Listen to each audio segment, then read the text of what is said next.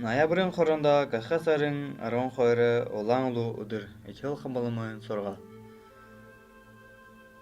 Нөгөө лама ичээл хамбаламда танай лагшанда бурхантай өлшөө үлэд байна гэв.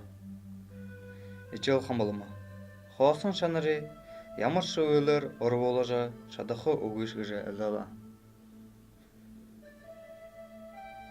Мөдөж хамбалама очир дарья бурхантай бааралж байхада ажистан хүртэх шадлалтай байгаа.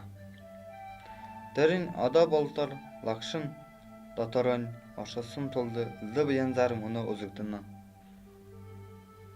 Жишээгүй өнө мөнөдөр сургаал ба өлшөө болон шинэ ухаантай боломнууд. Хоосон шанар яагаш орбуулж шадахуугүй бодолны хоосон шанараа ухаанаас гарсан тул. Мөнөдөр хоосон шанар тухай санаар бодъё.